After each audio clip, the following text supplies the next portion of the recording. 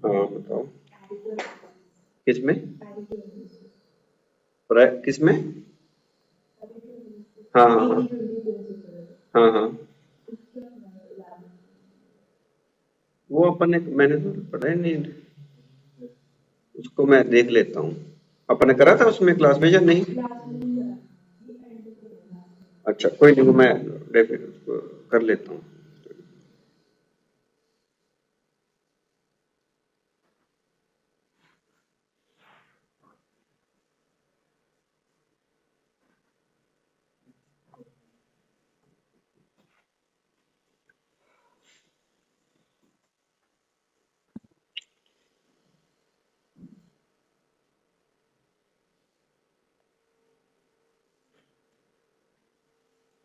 तो अपन ने डिस्कस करना है, आपका ओआर का चैप्टर है ट्रांसपोर्ट,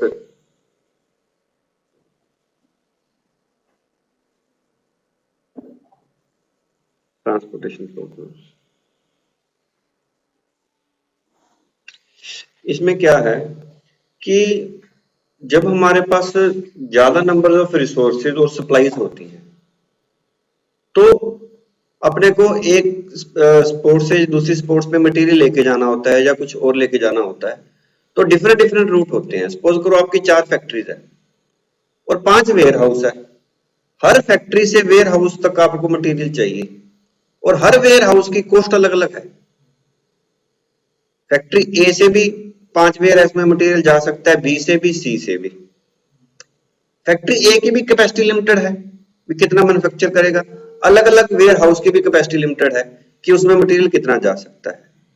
ऐसे बी की भी अपनी अलग कैपेसिटी है और वेयर हाउस की अलग कैपेसिटी है। आपके पास सारी ऑप्शन रहती है कि ए से 1 2 3 5 में भेजो, या बी से 1 2 3 5 में भेजो, या सी से 1 2 3 5 में भेजो। ए में से कितना सेंड करें, बी में से कितना करें, मतलब हम उसको जैसे मर्जी एलोकेट कर सकते हैं। अब इसमें क्वेश्चन कहां पे आता है, सबकी कॉस्ट अलग अलग होती है। मटेरियल वन जगह से दूसरी जगह पे भेजने के लिए जैसे डिस्टेंस डिफरेंस होता है, ऐसे सबकी कॉस्ट अलग अलग होती है। अगर यहाँ से हम भेजेंगे तो इसकी कॉस्ट अलग है, ए से 1 की कॉस्ट अलग है, ए से बी की अलग है, ए से सी की अलग है। ऐसी फैक्ट्री 1 से सबकी कॉस्ट अलग अलग है। तो हमें वो एक चूज करना पड़ता है कि हम किस फैक्ट्री से कहां पे कितना मटेरियल भेजें कि हमारी जो कॉस्ट है वो मिनिमम हो।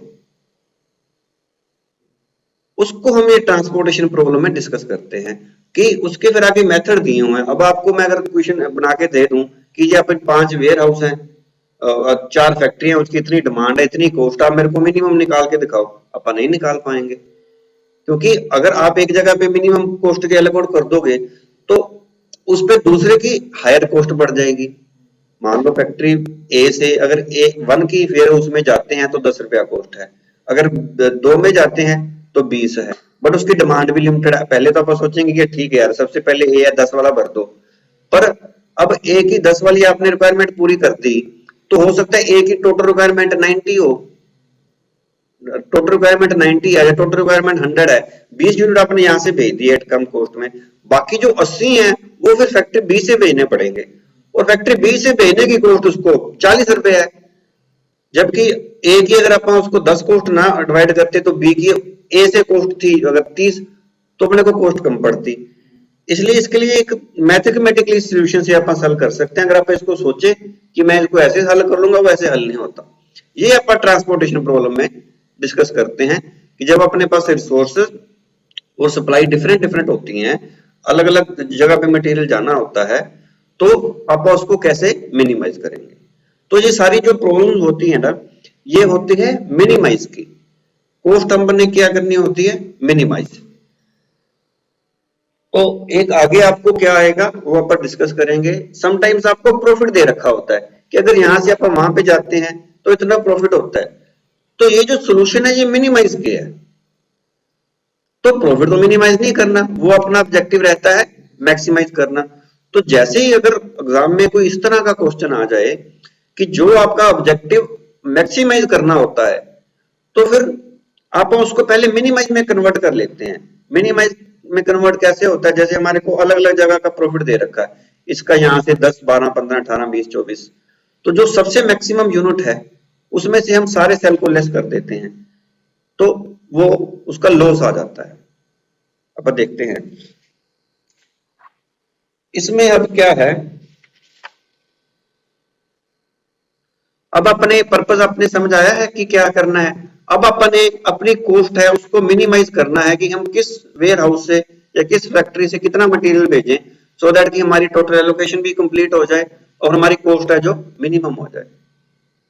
तो अपने को उसको उसको क्या बोलते हैं, ऑप्टिमल सोल्यूशन बोलते हैं। हम हमें अब ऑप्टिमल सोल्यूशन निकालना है।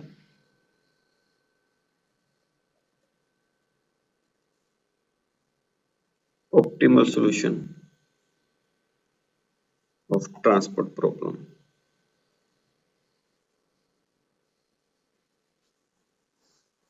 इसके दो स्टेप्स होते हैं। फर्स्ट स्टेप तो होता है find initial basic feasible solution. सबसे पहले आप एक सॉल्यूशन निकाल लेते हैं कि ये हम कॉस्ट ऐसे ऐसे ऐसे करके एलोकेट करेंगे। फिर उस सॉल्यूशन को हम चेक करते हैं उसकी ऑप्टिमल कि क्या ये ऑप्टिमल सॉल्यूशन है या इससे बेटर सॉल्यूशन भी हो सकता है। तो इसके दो स्टेप्स रहते हैं। फर्स्ट, आप उसमें से सारा कुछ उल्ट पुलट है, आप उसमें बाद में देख लेना, बस आप समझ लो क्योंकि उसमें अलग फार्मूले से है या डिफरेंट है। इसके दो स्टेप आएंगे। फर्स्ट तो हमने पहले एक सॉल्यूशन निकालना है जिसको हम बोलते हैं इनिशियल बेसिक फिजिबल सॉल्यूशन, कि हम किसको कितना एलोकेट करें। फिर जब वो सॉल्यूशन निकाल लेते हैं फिर हम उसको चेक करते हैं कि वाकई ये ऑप्टिमल सॉल्यूशन है या इससे बेटर ऑप्शन है। वो अपने को कैसे पता चलेगा, जब हम जगह पे एलोकेट कर देंगे कि इस वेयर हाउस से इतना जाना चाहिए, इस वेयर हाउस से इतना जाना चाहिए, तो उसकी डेफिनेटली कॉस्ट दी हुई है। हम उसको कॉस्ट से मल्टीप्लाई करेंगे तो अपन देख लेंगे कि जो हमने सॉल्यूशन निकाला है उसकी इतनी कॉस्ट आ रही है।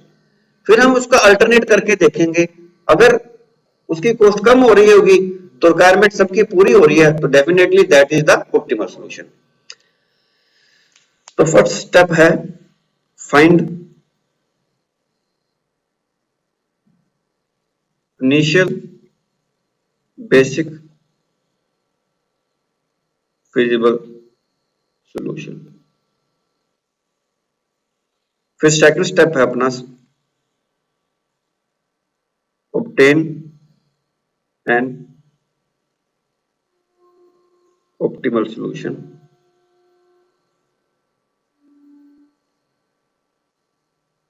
on the basis of initial basic feasible solution को ये बोलते हैं IBF। Clear.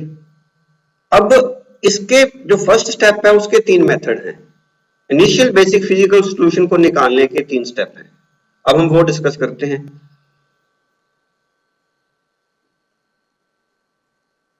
Methods of IBF। Number एक है नॉर्थ वेस्ट कॉर्नर मेथड, उसको बोलते हैं NWCM। एक है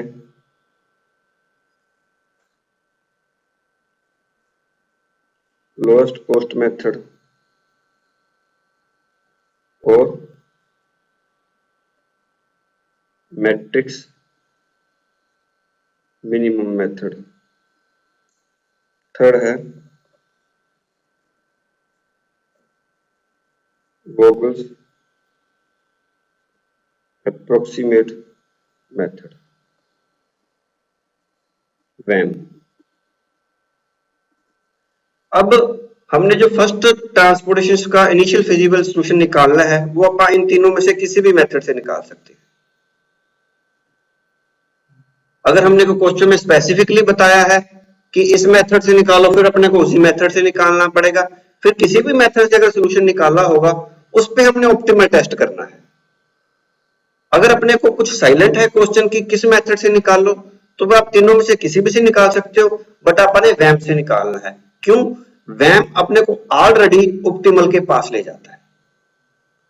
नहीं तो आप कैसे भी कोस्ट एलोकेट कर देंगे, फिर उसके बाद ऑप्टिमल करते करते उसका एक प्रोसीजर है ऑप्टिमल करने का, आप बहुत टाइम लग जाता है। तो जो वैम है आपको अप्रोक्सीमेट के पास ले जाता है।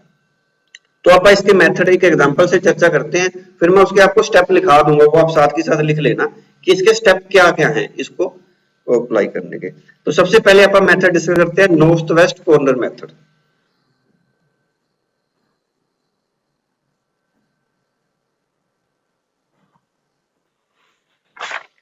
नॉर्थ वेस्ट,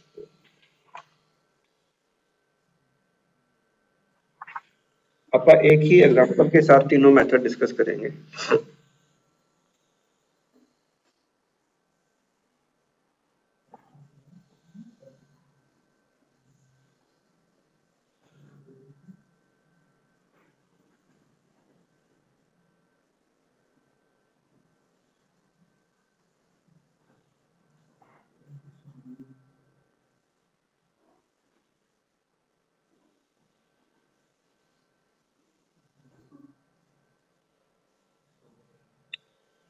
ये देखो आपकी एक फैक्ट्री है, आपकी 3 फैक्ट्री हैं, ये फैक्ट्री 1, फैक्ट्री 2 और फैक्ट्री 3, और आपके वेयर हाउस हैं, 4 वेयर हाउस हैं, B1, B2, B3 और B4।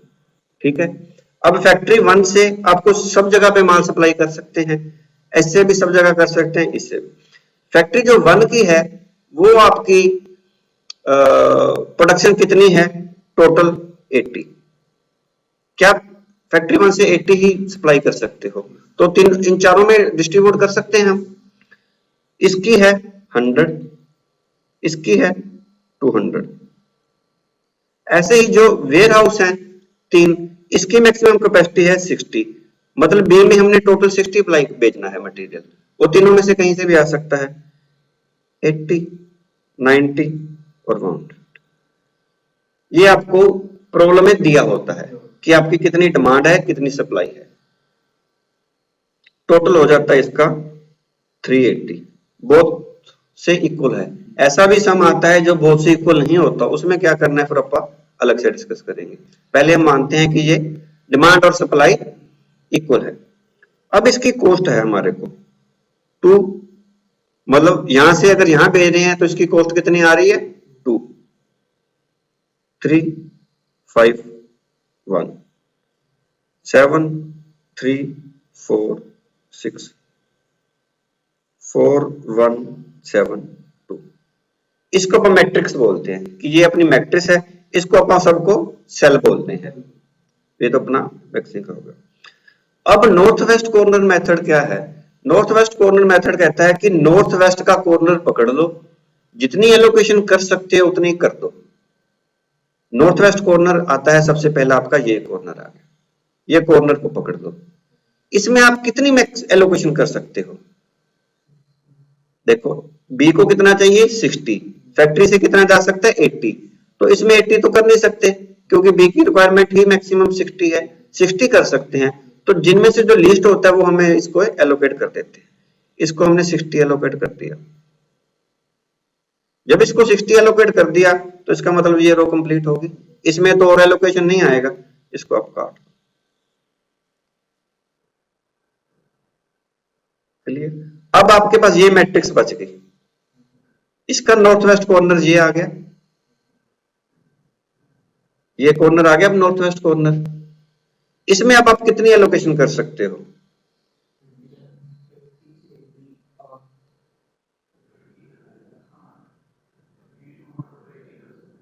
इसमें मैक्सिमम अब नहीं 80 कैसे करें, 20 कर सकते हैं ना, क्योंकि फैक्ट्री 1 की आउट मैक्सिमम 80 है तो 60 वो ऑलरेडी एलोकेट कर दिया, तो इसमें मैक्सिमम आप कर सकते हैं 20, तो ये 20 कर दो, इसका मतलब ये रो कंप्लीट होगी।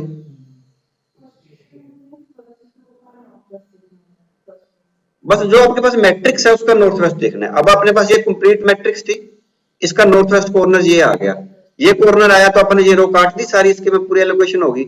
अगर इसमें एलोकेशन होती तो आप ये काट देते, फिर आपके पास ये सेल भर जाते, इसका कॉर्नर पूरा क्यों ना करता, हम पूरी करेंगे, हमने एलोकेशन करनी है ना। हम यहाँ पे 60 देंगे, जो दो मिनिमम सेल है आप एटलीस्ट एक रो या एक कॉलम तो कंप्लीट करेंगे, वो तो हमने एलोकेशन करनी है ना। इन दोनों में से जो मिनिमम होगा तो वो हम एलोकेशन दे देंगे, तो इसमें से या तो आपके रो या कॉलम फर्स्ट इंस्टेंस में भी कंप्लीट कट जाएगा। यहाँ पे 100 होती तो फिर हम यहाँ पे 80 एलोकेशन कर देते तो ये रो कंप्लीट हो जाता। फिर आप, हाँ बिल्कुल, जब ये आपका ये कंप्लीट हो गया तो आपके पास ये मैट्रिक्स बच जाता, F2 से लेके ये वाला मैट्रिक्स, ये सारा ये मैट्रिक्स बच जाता, ये वाला आपके पास फिर ये मैट्रिक्स बच जाता, ये वाला, अगर आप वहां ये काट देते तो। अब अपन ये काट दिया तो अपने पास वो मैट्रिक्स बच गया। अब अपन इसका लेफ्ट वेस्ट कॉर्नर दोबारा देखते हैं। अगर अपने के पास एलोकेशन दिया आ जाती तो अपन इसको काट देते हैं, ये कट जाता तो आपके पास ये मैट्रिक्स बच जाता। इसका नॉर्मल टोटल का पैसे पकड़।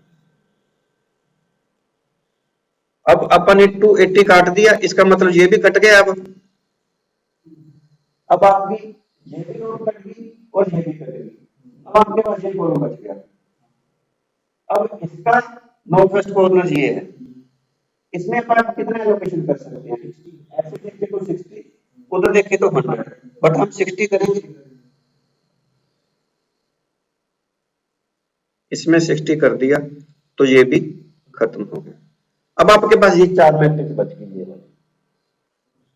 इसका नॉर्थ वेस्ट कॉर्नर दिस, इसमें कितनी कर सकते हैं? 40। नहीं, ये 90 है ना, ये देखो ना, ये 90 है। यहाँ क्या आपके पास 100 था तो 60 ऐड कर रहा था, 40 कर सकते हैं। 40 कर दिया तो ये भी खत्म हो गया। अब आपके पास ये दो मैट्रिक्स बच गई, दिस एंड दिस। इसका नॉर्थ वेस्ट कॉर्नर दिस, इसमें कितनी कर सकते हैं? 50। ऐसे देखें तो 50 आएगा इसमें।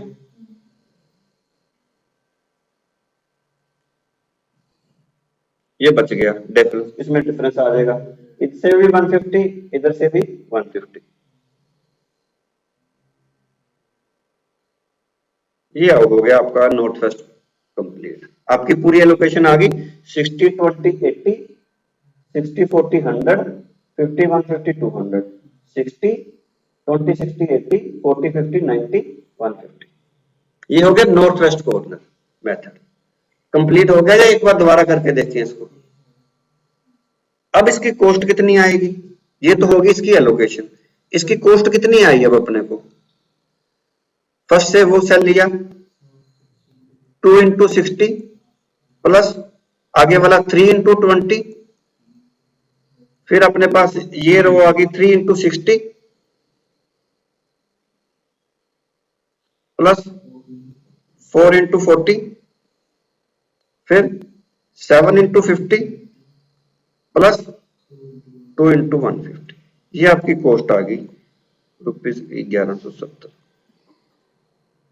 हम है ना, ये मिनिमम नहीं है, ये तो हमने इसको सोल्यूशन दे दिया। अब हम इसको ऑप्टिमल टेस्ट करेंगे कि क्या ये मिनिमम है या नहीं है। उसके अलग अलग रूल है, फिर उसको तब तक आप ऑप्टिमल करते रहेंगे जब तक ये मिनिमम नहीं हो जाती। फिर उसमें डेफिनेटली क्या होएगी, ये एलोकेशन चेंज होती जाएंगी। जो यहाँ पे 60-20 दी है वो कहीं से और जाएगी, वो कहीं से और जाएगी। तो ऐसा टेस्ट करते रहेंगे जब तक वो मिनिमम नहीं हो जाता। क्लियर है यहां तक? अब सेम, अब आप इसको ऑप्टिमल टेस्ट अभी नहीं करेंगे। अब आप इसको सेकंड मेथड से करते हैं, लीस्ट कॉस्ट मेथड। हाँ, पूरा टेबल बनाना पड़ेगा। हाँ, यही सॉल्यूशन है इसका और यही प्रेजेंटेशन है इसकी।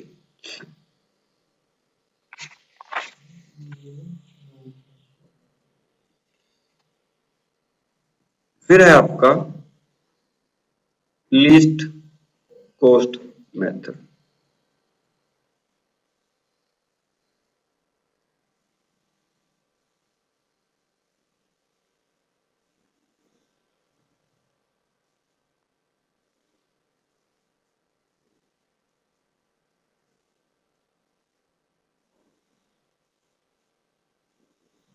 सेम अपन सॉल्यूशन प्रॉब्लम लेते हैं, F1 F2 F3 B1 B2 B3 and B4। ये अपना 80 था, ये 100 200, ये था अपना 60, 80, 90, 150। कॉस्ट थी अपनी 2, 7, 4, 3, 3, 1, 5, 4, 7, 1, 6। अच्छा, नॉर्थ वेस्ट कॉर्नर का रूल वगैरह कुछ लिखने की जरूरत है कि पहले कैसे चूज करना है, या क्लियर ही है? स्टेप 1 पहले मैट्रिक्स बनानी है, मैट्रिक्स के बाद हमने नॉर्थ वेस्ट कॉर्नर चूज करना है, उसमें जितनी दोनों सेल में जितनी मिनिमम एलोकेशन होगी वो अपन एलोकेशन करनी है, और उसको फिर वो रो जो कॉलम में पूरा एग्जॉस्ट हो जाएगा उसको हमने काट देना है, बाकी की मैट्रिक्स का हमने नॉर्थ वेस्ट कॉर्नर पकड़ के उसमें एलोकेशन करते जाना है। ये उसके स्टेप्स हैं, ठीक है। लीस्ट कॉस्ट मेथड क्या कहता है?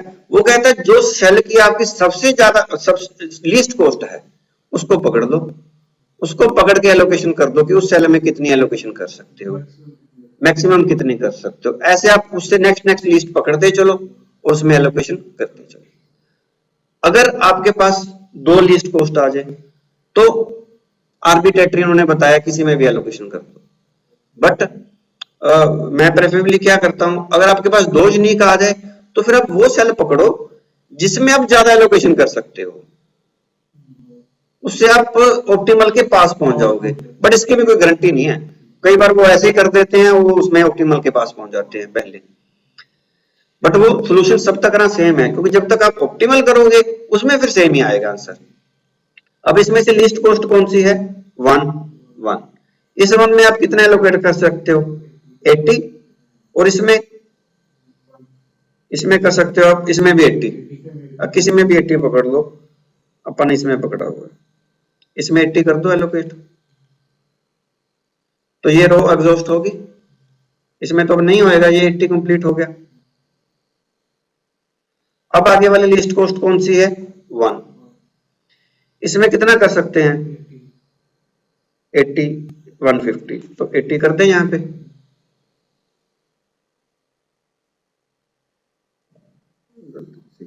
अच्छा ओके,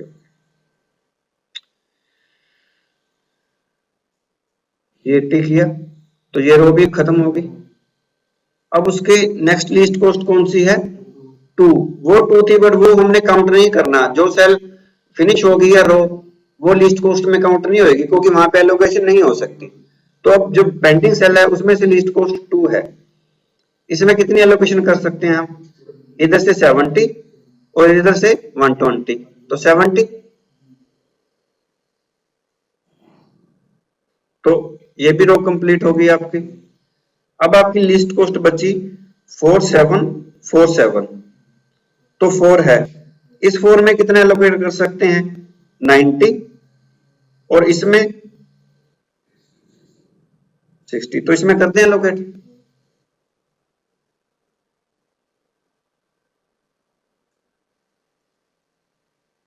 ये कट गई, तो आपके पास ये बच गया 4 और 7। पहले इसमें करेंगे 150, तो इधर से आ गया 50 और ऊपर से भी 50 आ रहा है, ऊपर से 60 आ रहा ना, नहीं नहीं, तो 10 क्यों आ रहा है? हाँ, ओके ओके ओके, ठीक है। तो यहाँ पे 110 कर दिए, यहाँ पे 10 आएगा, राइट। यहाँ पे अपन 10 नहीं, पहले अपन यहाँ पे एलोकेट करना है ना, ऊपर तो बाद में जाएंगे, पहले यहाँ पे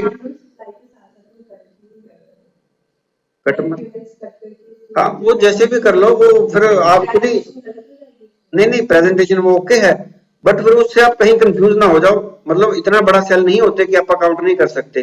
तो कई जगह पे ऐसा भी लिखा होता है कि जब आपने यहाँ पे 100 कर दिया तो इसको ऐसे 100 को काट के बाद में यहाँ पे 10 लिख देते हैं, तो उसकी वैसे जरूरत नहीं है, क्योंकि अपने को क्लियर ही है, आप देख ही रहे हैं कि अब यहाँ पे सेल में है कितने अपने पास पड़े हैं, 200 में से 50 अपने पास है, तो ऊपर से भी 50 है तो वहां पे 50 कर दो, वैसे भी कर सकते हैं, पर वो खुद ही को कंफ्यूजन हो जाती है किसी एंड पे यार। तो लास्ट बच गया, इसमें करते हैं अपा 10, इधर से आएगा, इधर से भी 10 है, वैसे भी कर सकते हैं, ठीक है। अब ये हो गया 50, 60, 10, 80, 90, 80, 70, 150, इधर से भी देख लो, ठीक है, 80, 100 और 200। अब इसकी कॉस्ट कितनी आई आपको? इसकी कॉस्ट आई 7 इंटू 10 प्लस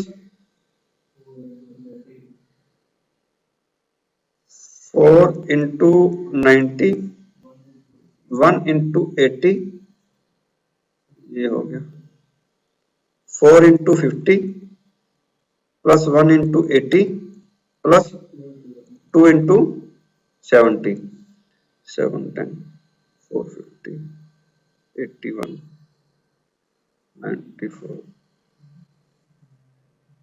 81, 72, ये आ गई ₹930।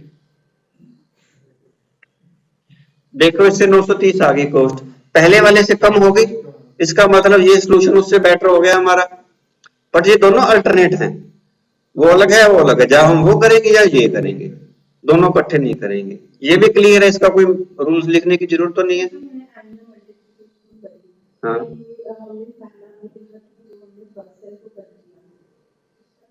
नहीं नहीं, पहले के कुछ नहीं, वो तो कैसे भी उठा दो, वो तो हमने टोटल एलोकेशन आई है, वो तो हमने टोटल कॉस्ट करी है, कैसे भी कर लो।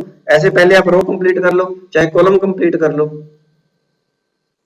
उसका कोई रूल नहीं है। आप पहले ऐसे कंप्लीट कॉलम कंप्लीट कर लो, 10 इंटू 70, 50 इंटू 4, फिर इसमें देख लो 80 इंटू 1, 90 इंटू 4, वो तो सेम है ना। प्रेजेंटेशन पॉइंट ऑफ व्यू कुछ नहीं है, वो डेफिनेटली आप ऐसे ही करोगे, पहले कॉलम कंप्लीट करोगे या पहले करो कंप्लीट करोगे, ऐसे बीच में कर तो नहीं करेंगे, क्योंकि उसमें से कुछ छूट सकता है।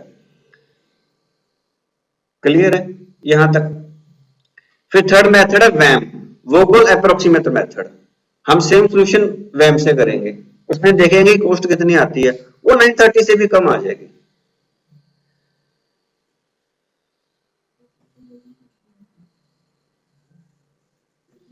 पेपर में आपको साइलेंट रहता है वो, तो जब साइलेंट होएगा तो अपने को वैम ही करना है।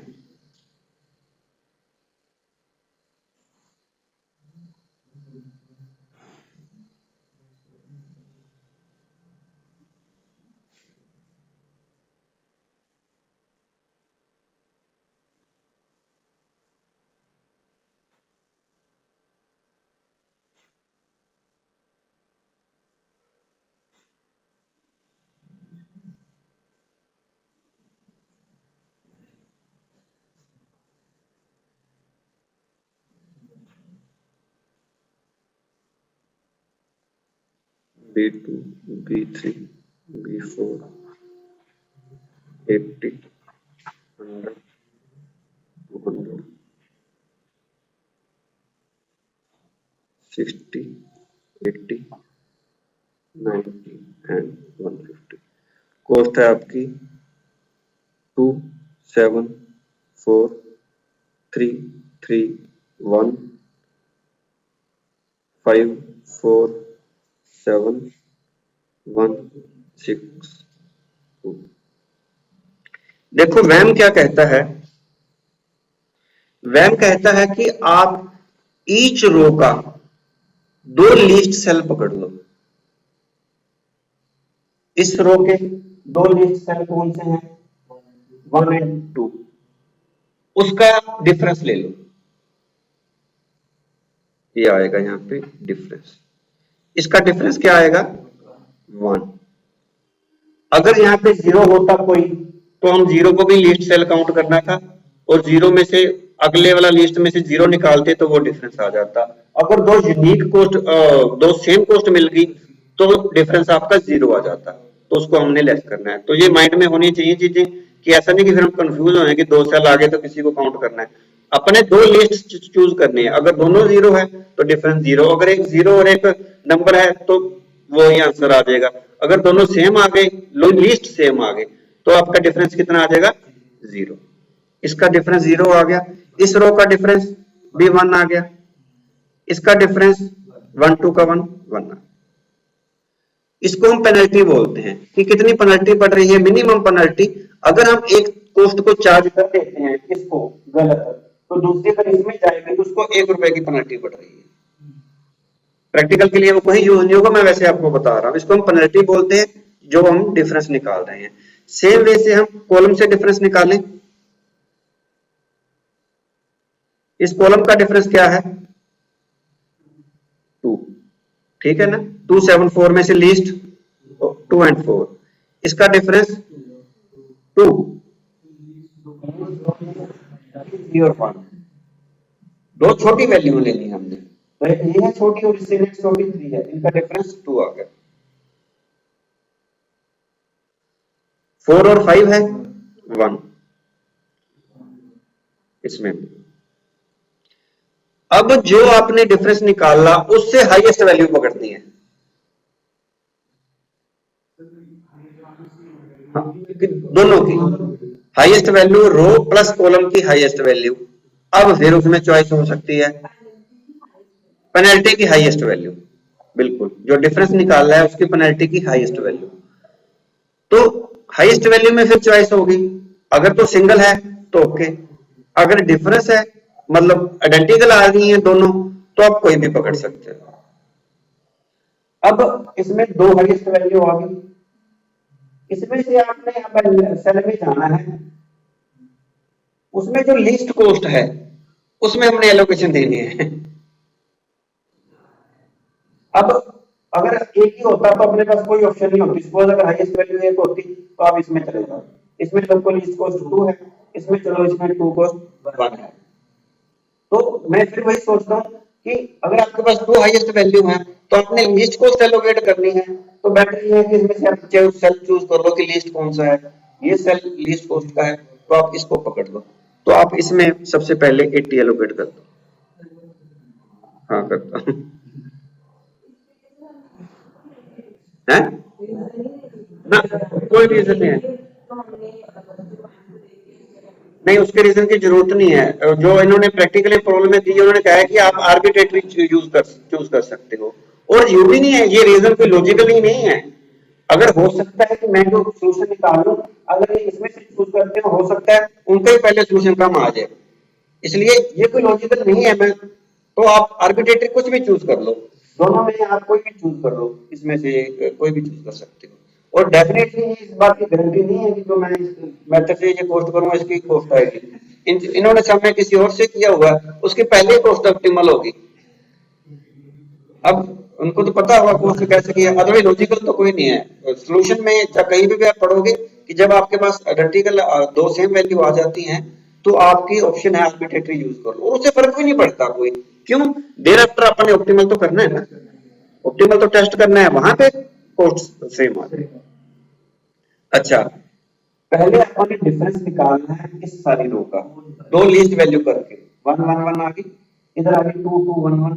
अब इनका 1 का और 2 में से सबसे बड़ी वैल्यू देखनी है, सबसे बड़ी वैल्यू 2 आ गई 2। अब आप कोई भी रो पकड़ लो, अपन ये रो पकड़ ले, इसकी आ गई। अब इसमें से जो लीस्ट कॉस्ट है इसको भूल जाओ, जब आपने ये चूज कर लिया तो इसको भूल जाओ, फिर इसका कोई लेना देना नहीं। फिर इसमें से जो लिस्ट कॉस्ट है इन तीनों में से लिस्ट चूज करनी है, ये चूज कर ली। ये तो आपको ये सिर्फ चूज करने के लिए आपने लिस्ट देखा है। अब ये अब आपकी ये रो चूज, ये कॉलम चूज हो गया, अब इस कॉलम में से जो लिस्ट कॉस्ट है वो पकड़ ली। अब आप इसमें ये रूल लिख लो, सबसे हमने पहले डिफरेंस निकालना है रो का, अगर झूठ समझते हो तो रो का डिफरेंस निकालना है दो लिस्ट वैल्यू पकड़ के। जब मैं लिख दूं आपको, चलो पहले पकड़ लेते हैं फिर बाद में प्रैक्टिकल कोड कर लेंगे। क्लियर हो गया यहां तक? अब हम फिर डिफरेंस निकाल लेंगे। अब क्या था आगे? ये रो आपकी एग्जॉस्ट हो जाएगी, ये 80 हो गया ना, तो ये सेल एग्जॉस्ट हो गया। हाँ, अब ये आपकी रो एग्जॉस्ट होगी कंप्लीट, इसमें तो एलोकेट नहीं कर सकते। अब हम किसी भी पर्पस के लिए इनको काउंट नहीं करेंगे, इसको काट दो, इसको काट दो, हम फिर डिफरेंस निकाल लेंगे। अब इसका डिफरेंस फिर तो आगे वाली रो का हम डिफरेंस ना, अब भूल जो सारा, फिर शुरू से शुरू करते हैं। इन तीनों में से दो लीस्ट सेल का डिफरेंस निकाला था हमने, इस रो के हम दो लीस्ट सेल 2 और 4 है, डिफरेंस सेम आ गया। हाँ हाँ हाँ, फिर हम सारा प्रोसीजर दोबारा फिर करने जा रहे हैं। अब तो ऑप्टिमल क्लियर हुआ। अब हमने दोबारा डिफरेंस निकाल रहे हैं, बस इन सेल को बोलना है जिनको हमने काट दिया। अब इसका डिफरेंस नहीं आएगा, यहाँ पे हम लिखते हैं। अब इसका डिफरेंस 4 और 5 का 1, 1 6 और 2 का 1। इधर से जाते हैं, 3 को काउंट नहीं करते, 3 को अब हम काउंट नहीं करेंगे डिफरेंस के लिए, वैसे भी नहीं जरूरत थी, माइट भी जरूरत पड़ सकती थी। अब हम इसको 1 और 2 को काउंट करेंगे, तो डिफरेंस 1 आ गया। इसमें फिर 3 को काउंट नहीं करेंगे, देखो पहले डिफरेंस यहाँ पे 1 आया था, अब ये दो लीच सेल 4 और 6 बन गए, तो इसका डिफरेंस 2 आएगा। इसमें से अब 1 को काउंट नहीं कर रहे, 2 और 4 को काउंट कर रहे हैं, तो डिफरेंस 2 आ जाएगा। अब इसमें से और इसमें से बड़ी वैल्यू कौन सी है? 2 है। अब 3 2 हैं, किसी को भी पकड़ लो, तो मैंने कौन सा पकड़ा वही सोल्यूशन करते हैं। इसमें भी लीस्ट वैल्यू ये 2 है, और इसमें जाते हैं तो ये भी 7 है, और इसमें जाते हैं तो ये 2 है, तो ये 2 2 हैं, कोई भी उठा सकते हैं। ये तीसरी कौन सी उठा ली?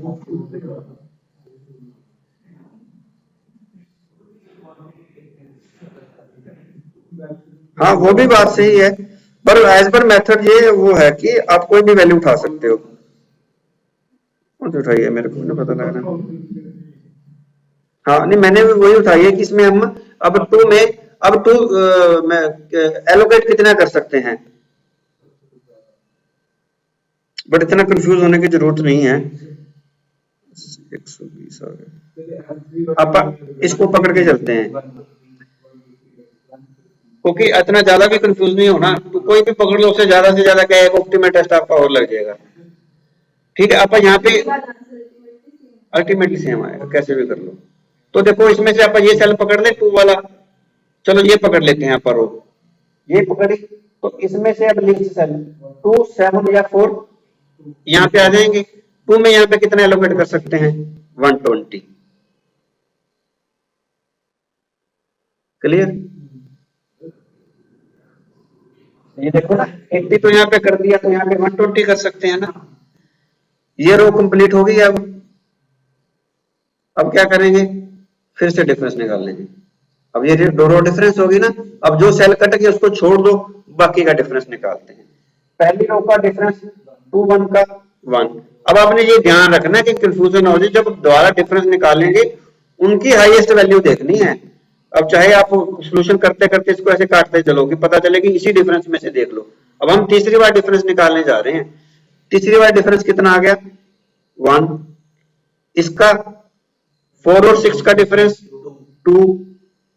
ये सारी रो खत्म हो गई। तो इसमें आप ऐसे लिखेंगे, ये जरूरी है कि ऐसे लिखना, हमें पता चले कि ये डिफरेंस क्लियर होगा। इसका डिफरेंस 2 और 7 का 5, ये कंप्लीट ना, कंप्लीट हो चुका है। उसका 4 और 5 का 1 और 5। अब 5 से 2 आ गए, 2 5 आ गए ना। अब आपने इसकी हाईएस्ट वैल्यू पकड़नी है, तो 5 आगे तो 5 में से देखो आप किस में एलोकेट करेंगे। मैंने किस में किया है? 10 50 में, और एक मिनट सोल्यूशन सेम हो जाएगा। ये पकड़ते हैं, ये पकड़े, ये वाली कोई भी पकड़ सकते हैं आप, उससे कोई फर्क नहीं आता। इसमें पकड़ के चलते हैं, तो इसमें लिस्ट कॉस्ट कौन सी आ रही है? 1। ये आ जाओ। अब यहाँ पे कितना एलोकेट कर सकते हैं? 30।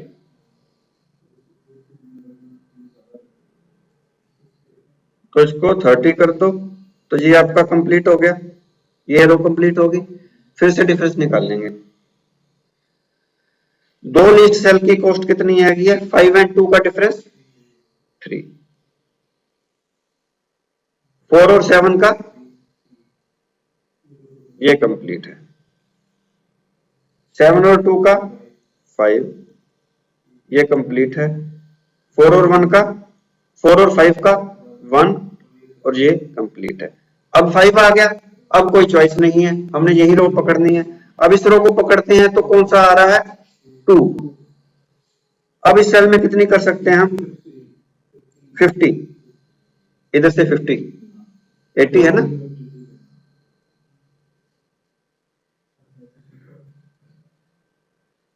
ये कंप्लीट हो गया, ये कंप्लीट हो गया, ये पूरा एलोकेट हो गया, ये पूरा एलोकेट हो गया, नहीं ये नहीं हुआ, ये हो गया।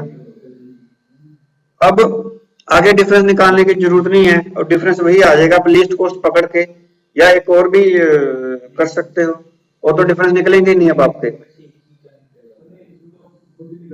हाँ निकल जाएगा ना, इसका डिफरेंस कितना आ गया, 3 आ गया, और इसका डिफरेंस है ही नहीं। हाँ हाँ, तो ऑप्शन ही नहीं है कोई, और ऑप्शन ही नहीं है कोई, तो यहाँ पे 10 कर दे, और तो अपने पास ऑप्शन ही नहीं बचा कोई, अब इसी में भरना पड़ेगा। और 4 में ये तो हो गया वैम सोल्यूशन कंप्लीट हो गया आपका, कि आपकी अब कॉस्ट कितनी आई। देखो 5 और 30 80 हो गया, 90 60 100 कंप्लीट है, 80 120 200 60 80। अब आप इसकी कॉस्ट कैलकुलेट करें। सबसे पहले ऊपर से पकड़ लेते हैं रो से, 2 इंटू 50 प्लस 1 इंटू 30। आगे वाली रो 7 इंटू 10 प्लस 4 इंटू 90। आगे वाली 1 इंटू 80 प्लस 2 इंटू 120, 250 170 80 194, ये आ जाएगा 880। चेक कर लीजिएगा, 2 इंटू 50 30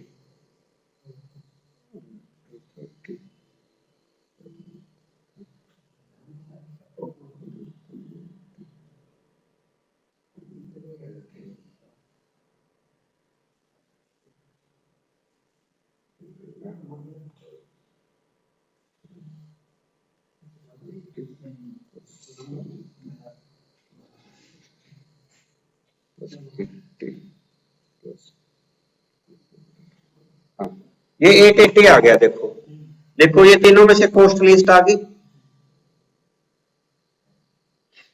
इट मीन्स हम ऑप्टिमल के पास हैं। अब हम सीखते हैं ऑप्टिमल टेस्ट। यहां तक कोई कंफ्यूजन?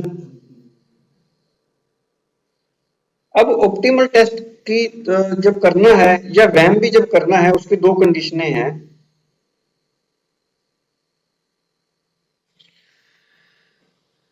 फर्स्ट की तो कोई कंडीशन नहीं थी, लीस्ट कॉस्ट, और वैम की 2 कंडीशन कंप्लीट करनी है।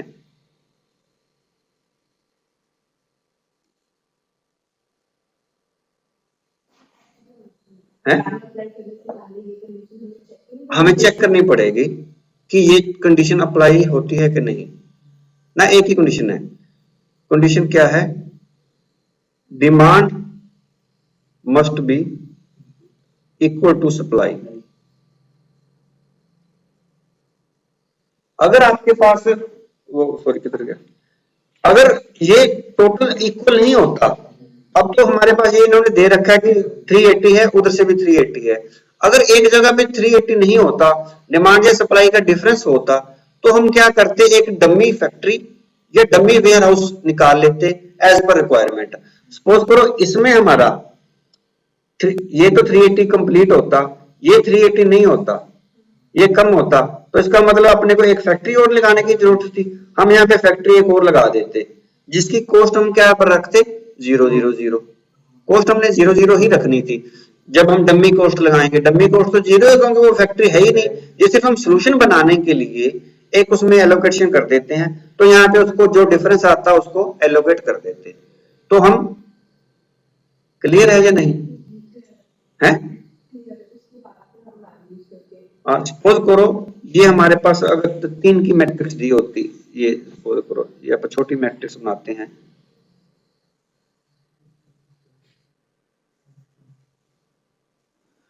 सपोज करो हमारे पास फैक्ट्री 1 और फैक्ट्री 2 है, वेयर हाउस आपका 1 2 और 3 है। फैक्ट्री 1 की आपकी सप्लाई है 100, इसकी है 150, तो टोटल 150 हो गया, सॉरी 250 हो गया। और ये है इसका आपका 100 150 और 50, ये कितना हो गया 300। अब फैक्ट्री कितनी होगी आपके पास, सप्लाई कितनी है 250 है इनका टोटल कितना है 300। तो हम एक फैक्ट्री और लगा देंगे, इसकी कॉस्ट है सपोज अपने पास 2 3 4 1 2 2। तो हम इसका पहले तो ये मैट्रिक्स बनाएंगे नहीं,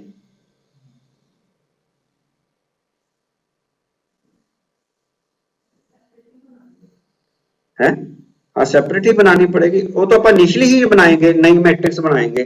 जब आपको सॉल्यूशन में दिया होगा, आप सॉल्यूशन करने जाओगे तो ये मैट्रिक्स तो बनाओगे ही नहीं, आप सबसे पहले ऑप्टिमल टेस्ट करोगे, डिमांड और सप्लाई का डिफरेंस है, आपने देख लिया कि डिमांड और सप्लाई का डिफरेंस है, तो आपको एक फैक्ट्री और लगाने की जरूरत पड़ेगी। आप यहाँ पे F1 F2 और F3 लगा दोगे। ये तो आपके पास 100 है, ये 150 है, तो ये बैलेंसिंग कितनी आ जाएगी 50। यहाँ पे 100 है, 150 है और 50 है। ये कॉस्ट आपको गिवन है 234122, ये तो आपको थी, तो इसमें कॉस्ट आप भर लोगे 0 0। ये वैम की कंडीशन है कि demand and supply must be equal, अगर इक्वल नहीं है तो आप उसको इक्वल कर लो।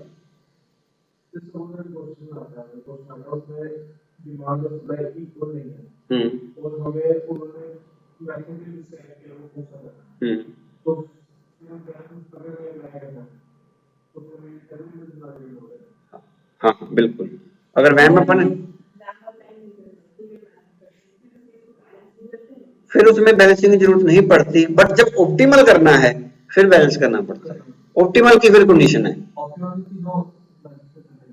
नहीं नहीं नहीं, ऑप्टिमल तीनों मेथड में नहीं कर, ऑप्टिमल हाँ तीनों मेथडों में करना पड़ेगा, तीनों ऐसे अलग अलग, तीन एक अलग अलग है। अब आपने सोल्यूशन कर लिया, तीन अलग अलग मेथड से सोल्यूशन कर लिया, आप किसी भी मेथड से करो, एक मेथड से सोल्यूशन करना है, फिर आपको ऑप्टिमल करना है, उसके बाद ऑप्टिमल करना है। ऑप्टिमल भी 1 घंटा लगेगा, ठीक है, टाइम है अभी अपने पास। तो ये समझ गए आप यहां तक। अब हम ऑप्टिमल की एक कंडीशन और है, हाँ वो मैं डाल दूंगा। ऑप्टिमल की एक कंडीशन है जिसको हम बोलते हैं डीजनरेट। किसके, कौन सी वैम की थ्योरी आप लिखना चाहते हो तो लिख लो, हाँ मैं तो नोट्स डाल दूं, अगर आपने लिखना है तो लिख लो, उसका क्या बनता है, उसका यही आएगा कि नहीं थ्योरेटिकल और इसका कुछ नहीं है, मैं तो उसका प्रोसीजर ही लिखाने को कह रहा था, और मैम का थ्योरेटिकल कुछ नहीं है। हाँ स्टेप्स आपने लिखने हैं तो लिख लो। फर्स्ट स्टेप्स क्या आएगा कि हमने डिफरेंस निकालना है,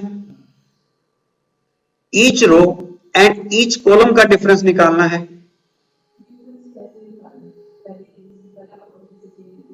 हाँ लिस्ट निकालना है, दोनों को लिस्ट लेके, पहले हम रो की बात कर रहे हैं, रो में से 2 लिस्ट सेल चूज करो and take a difference each row में।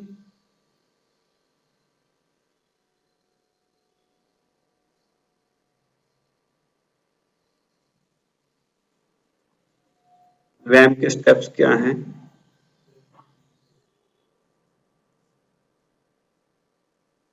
Each row and each column पे हमने ये स्टेप करना है, choose 2 least value and make difference.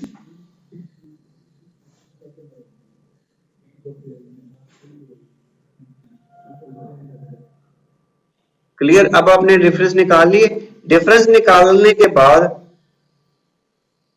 Take are difference, कौन से, रो के भी डिफरेंस ले लो अब, प्लस कॉलम के भी डिफरेंस ले लो, choose highest difference.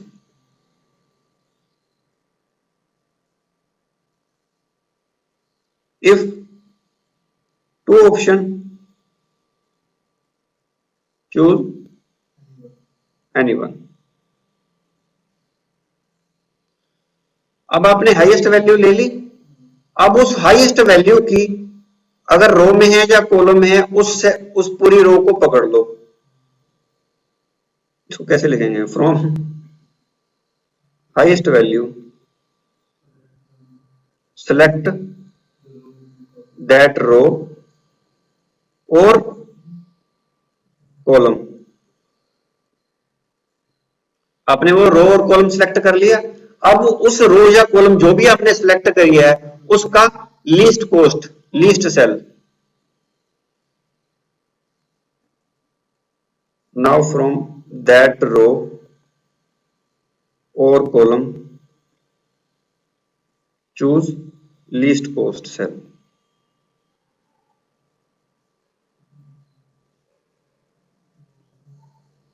and allocate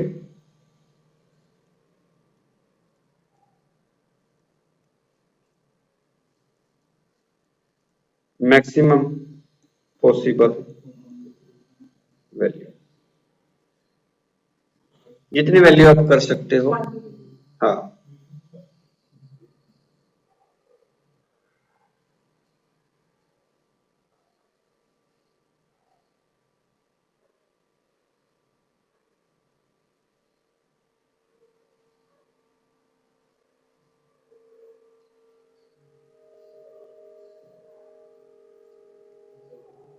clear है।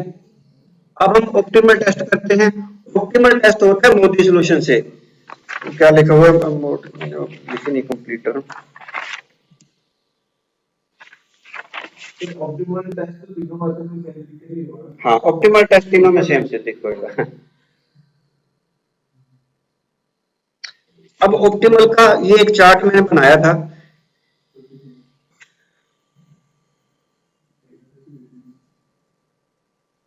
ये है, पूरा सिक्योरिंग है। एक बार आपकी प्रैक्टिस हो जाएगी तो हाथ में चढ़ जाएगा। इसमें इससे ज्यादा कुछ है ही नहीं। तो ये पूरा सिक्योरिंग है। सारे का सारा ओवर ही सिक्योरिंग है। मतलब आप इसमें से 30 में से 30 मार्क्स ले सकते हो। नई चीज इसमें कुछ आती नहीं है। एक बार आपने ये कॉन्सेप्ट कर लिया, उसके बाद उसके अलावा कुछ है ही नहीं। वो एज इट क्वेश्चन आएगा। ज्यादा से ज्यादा वो डेफिनेटली यही कुछ करते हैं उलझाने के लिए। वो जो कॉस्ट होती है, कॉस्ट कई बार 2-3 कर देते हैं कि ट्रांसपोर्टेशन कॉस्ट इतनी है, फ्यूल कॉस्ट इतनी है। तो आपने टोटल सेल की पहले टोटल कॉस्ट पकड़ लेनी है। ऑप्टिमल टेस्ट क्या है? सबसे पहले अपने क्या चेक करना है? इज इट बैलेंस्ड, कि क्या ये बैलेंस सॉल्यूशन है? Balance means demand and supply equal है। अगर यस तो हम जाएंगे, अगर नो तो मेक इट बैलेंस।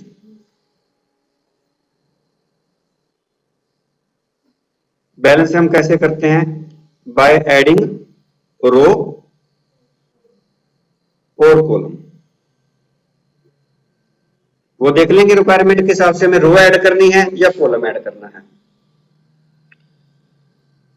अब इससे अपनी प्रॉब्लम बैलेंस होगी। फिर हमने चेक करना है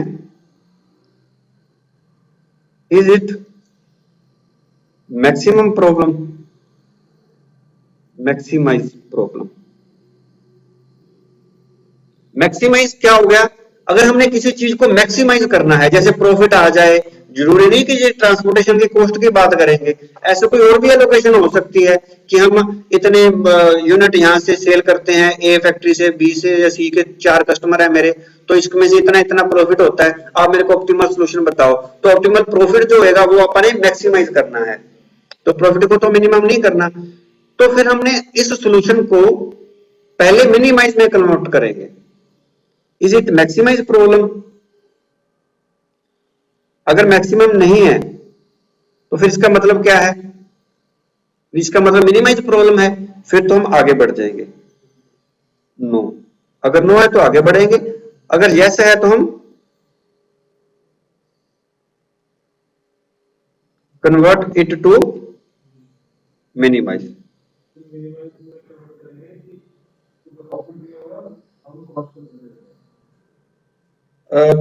उसमें से हर सेल का आपको प्रॉफिट दिया होगा। सपोज करो ये आपका प्रॉफिट होता, ये आपकी लोकेशन सारी ये मिनिमाइज की नहीं होती, ये कॉस्ट की नहीं होती तो प्रॉफिट की होती।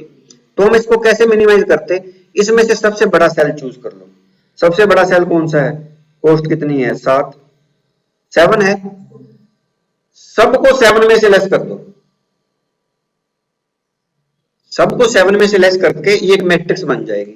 फिर 5 मिनट के लिए उसको भूल जो, ये नई मैट्रिक्स बन गई, 7 में से लेस करके यहाँ पे आ जाएगा 5 0 3 4 4 6 2 3 0 6 1 5। तो वो मिनिमाइज की प्रॉब्लम बन गई। उस प्रॉब्लम को अपन ऐसे सोल्यूशन को सोल्व करना है एज इट इज करेंगे। बट जब प्रोबेबिलिटी निकालते जाएंगे तो फिर तो प्रोबेबिलिटी तो इंटू 7 करके निकालेंगे, फिर आपकी ये प्रोबेबिलिटी की सिचुएशन है, उसमें सेल एलोकेशन आ जाएगा, उसको आप प्रॉफिट से मल्टीप्लाई करके देख लो। क्लियर है ये? अगर आपके पास मैक्सिमाइजेशन की प्रॉब्लम है तो उसको मिनिमम में कन्वर्ट करना है। मिनिमम में कन्वर्ट कैसे करना है? सारी मैट्रिक्स में से हाईएस्ट वैल्यू ले लो और सारी मैट्रिक्स को हाईएस्ट वैल्यू में से लेस कर दो, उस मैट्रिक्स में डेफिनेटली 0 आएगा। अगर 2 वैल्यू हाईएस्ट होगी तो 2 में 0 आ जाएगा। क्लियर? मैक्सिमम को मिनिमम कैसे कन्वर्ट करना है?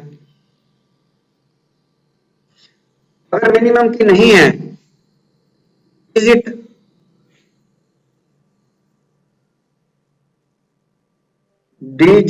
क्या बोलते हैं इसको,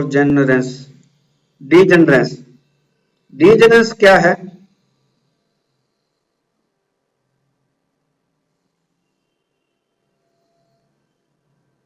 रिमूव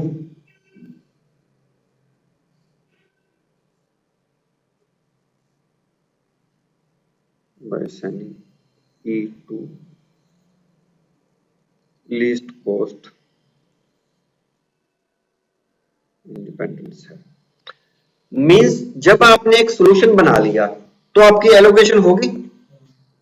इसमें हमारी कितनी एलोकेशन हुई है देखो, हम काउंट कर रहे हैं 1 2 3 4 5 और 6। ये कितनी होनी चाहिए? रो प्लस कॉलम -1 के इक्वल आपकी एलोकेशन होनी चाहिए। यहां पे रो कितनी है आपकी 3, कॉलम कितने हैं 4, 3 + 4 7, 7 - 1 6। तो आपकी 6 मिनिमम एलोकेशन चाहिए। अगर आपकी 6 एलोकेशन नहीं है तो हम उसको बोलते हैं नॉन, उसको अगर 6 अगर आपकी एलोकेशन 5 आती तो हम उसको डीजेनरेट सॉल्यूशन बोलते, डीजेनरेट सॉल्यूशन। तो इसको हमने नो जनरेशन में करने के लिए एक को अपन एलोकेशन और देनी है। अब आप एलोकेशन कैसे देंगे? हमने तो सॉल्यूशन निकाल लिया। कोई भी एक सेल पकड़ लो with least value. Least value को कौन सा सेल पकड़ेंगे? जिसमें एलोकेशन नहीं दी हुई। जिसमें दी हुई है उसकी तो लिस्ट का कोई मतलब ही नहीं। जिसमें एलोकेशन नहीं दी हुई उसका लीस्ट सेल पकड़ के उसमें एलोकेशन कर देंगे ई के नाम से, उसको एम्प्टी एलोकेशन दे देंगे। वो सॉल्यूशन के लिए हमें हेल्प करेगा कि यहाँ पे एलोकेशन है, वहां पे एलोकेशन होगी नहीं, बट एज ए सॉल्यूशन हम उसको यूज करेंगे कि यहाँ पे एलोकेशन है कितनी, एम्प्टी।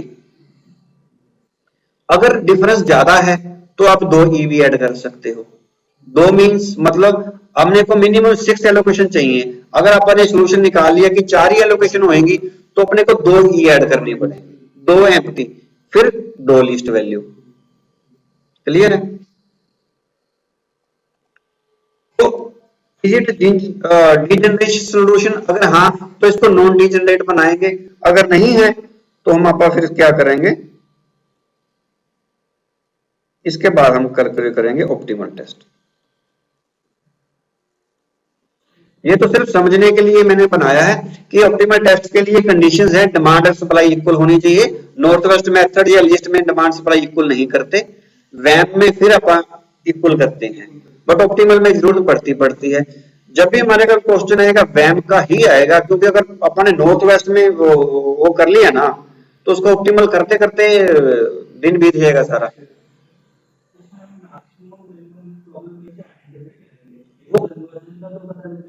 कैसे करना है? हाँ, वो सब में दिया होगा कि हमारी रिक्वायरमेंट क्या है, हमने प्रॉफिट क्या करना है। कि सम्स में आपको 2 तरह के क्वेश्चन आएंगे। एक तो ये है कि आपने एक वेयर हाउस से दूसरी फैक्ट्री में मटेरियल लेके जाना है, उसकी ये कॉस्ट आती है, आप ऑप्टिमल टेस्ट लगाओ। तो इसका मतलब कॉस्ट क्या करोगे, मिनिमम। सॉल्यूशन ओके है, फिर दे दिया कि आप 2 कस्टमर है, उसमें इतना बांटते हो तो इस जगह इस कस्टमर से इस पे सप्लाई करते हो तो इतना इतना प्रॉफिट होगा, तो अब ऑप्टिमल करो। अब प्रॉफिट को आपने मैक्सिमम करना है तो पहले उसको मिनिमम में कन्वर्ट कर लेंगे। अब ये आपको क्वेश्चन से देखना पड़ेगा कि जो उसकी रिक्वायरमेंट है वो अपने को मिनिमम करनी जरूरत है, कॉस्ट होगी तो उसको मिनिमाइज ही करेंगे, प्रॉफिट होगा तो उसको मैक्सिमम करेंगे। इसका मतलब पहले प्रॉफिट की मैट्रिक्स बना के, वो हमें मैक्सिमम प्रॉफिट है, हाँ, ठीक है, मैक्सिमम में प्रॉफिट मैक्सिमम करना है, लेकिन उन्होंने नीचे साथ दिया हुआ कि लीस्ट कॉस्ट मेथड यूज करना हाँ, है। हाँ, कोई नहीं है, वो तो मेथड है, हाँ, ठीक है, तो उसमें वो करना ही पड़ेगा, प्रॉफिट दिया होगा, हाँ। एकदम सिलेक्ट फिर भी कोई करेगा जिसमें ना ना, प्रॉफिट की प्रॉब्लम हम सोल्व कर ही नहीं सकते। अगर आपको प्रॉफिट दिया है ना तो सबसे पहले उसको मिनिमम में कन्वर्ट करना ही करना है, हाँ। अब फिर उसके बाद सब भूल जाओ प्रॉफिट को, अब उसके बाद वो कॉस्ट शुरू होगी, जैसे मेथड है, हाँ, उसको कॉस्ट मान लिया ना, फिर वो लॉस हो गया ना, लॉस्ट हो गया ना, फिर वो प्रॉफिट से कन्वर्ट करके अगर एक सेल में आपको 5 रुपए प्रॉफिट हो रहा था मैक्सिमम वाला, तो 5 में तो आपने प्रॉफिट 0 कर लिया, यहाँ पे 3 प्रॉफिट था वो क्या हो गया, आपका लॉस हो गया, तो फिर आप उसमें से लीस्ट लॉस पकड़ेंगे। यस, सारी मैट्रिक्स की हाईएस्ट वैल्यू में से सारे सेल लेस कर देने हैं। ये तो इसमें कोई सोचने वाली बात नहीं, ये छोटी सी बात है। अब आगे ऑप्टिमल टेस्ट आएगा, वो थोड़ा सा दिमाग लगाता है। ये तो 3-4 सोल्यूशन करोगे आपको क्लियर हो जाएगा, ठीक है। अब यहाँ तक कोई क्वेरी तो नहीं है? अब हम करते हैं ऑप्टिमल टेस्ट।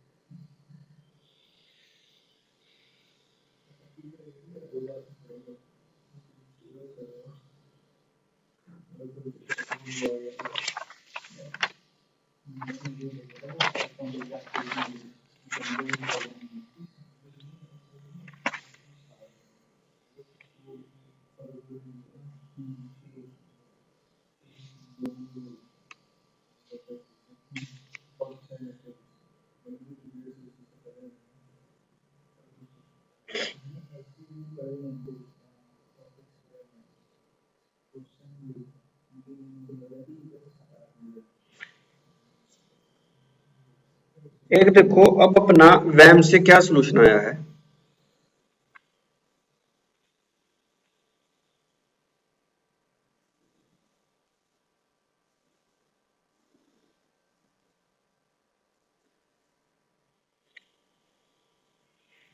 वैम से अपना ये सोल्यूशन आया,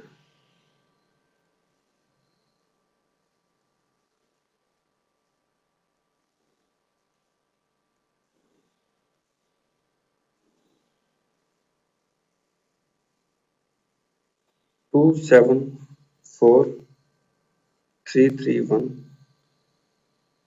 5 4 7 1 6 2।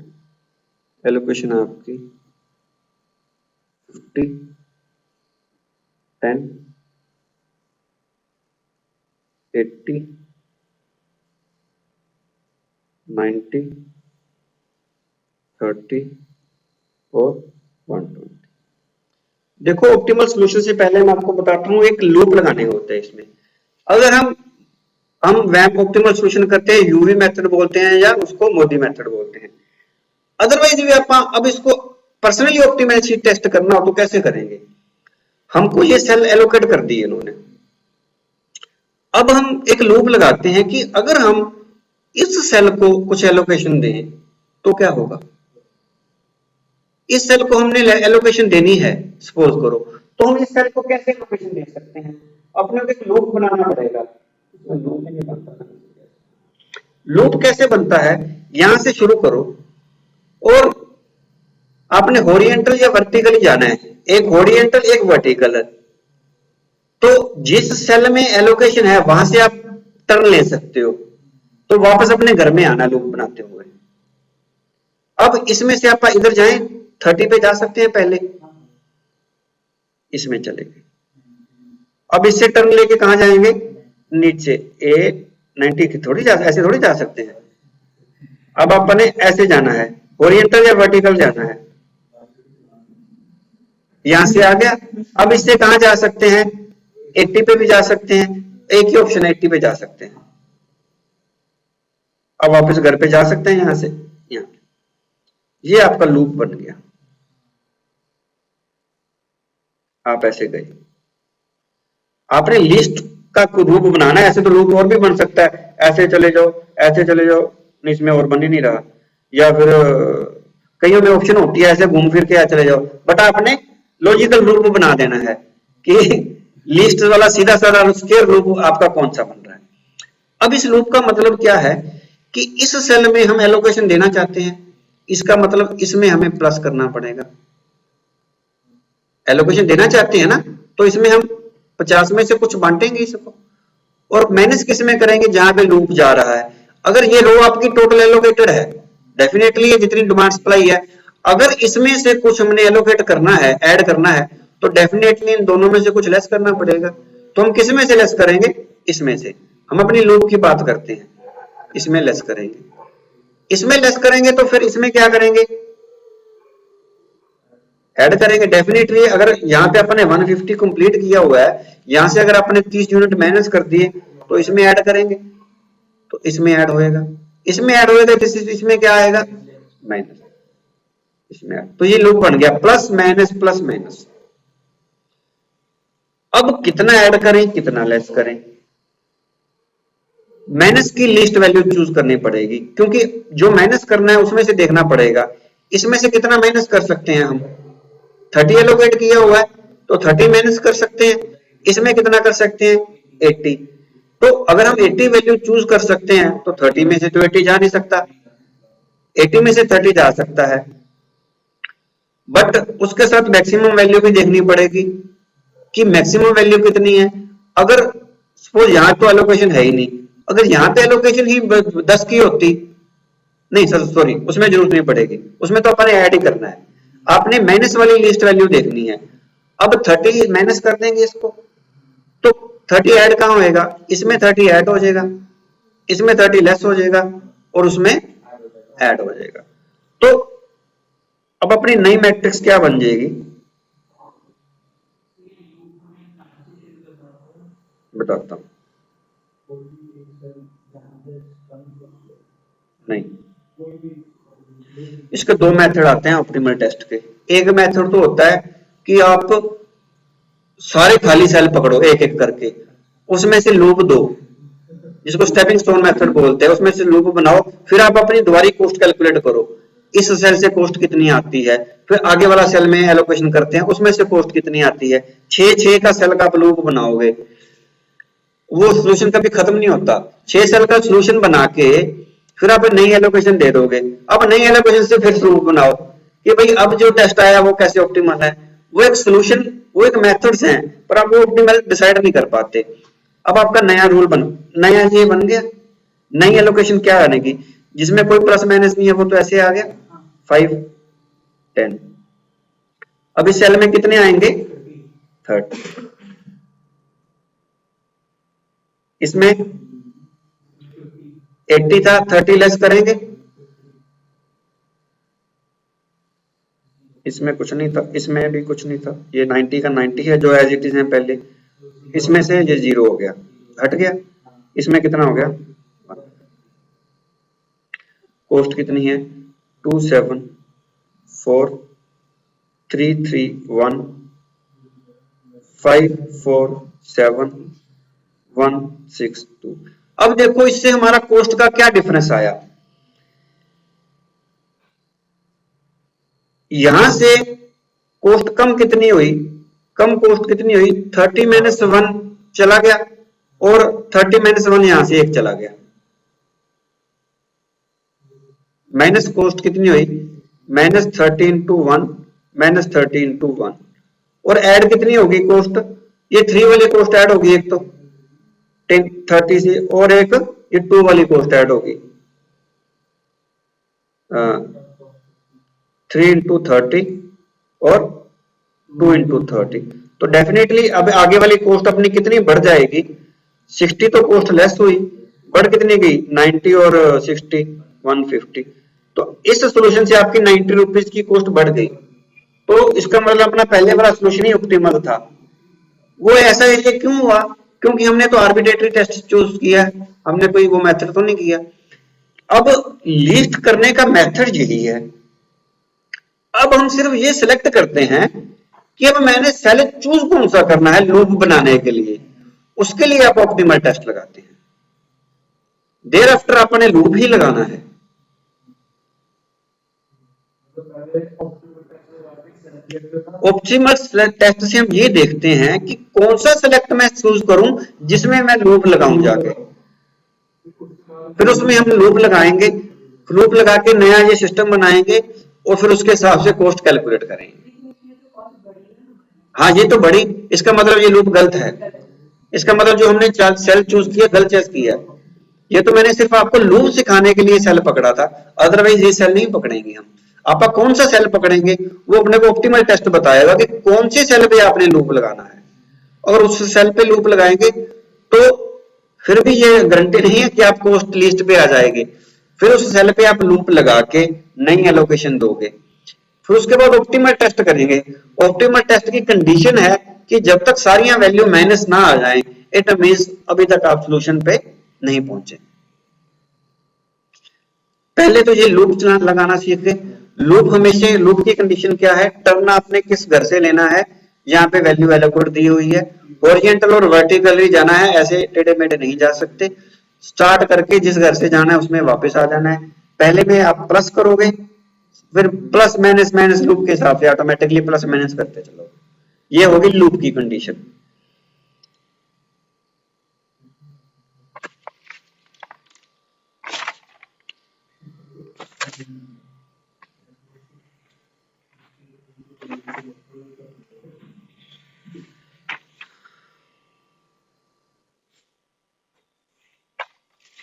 अब आप ऑप्टिमल टेस्ट देखते हैं।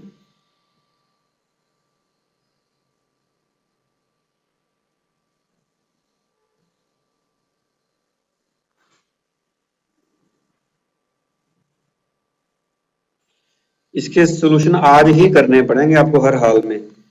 अगर आज नहीं किया तो फिर नहीं ये पता चलेगा कि ये कैसे हुआ था।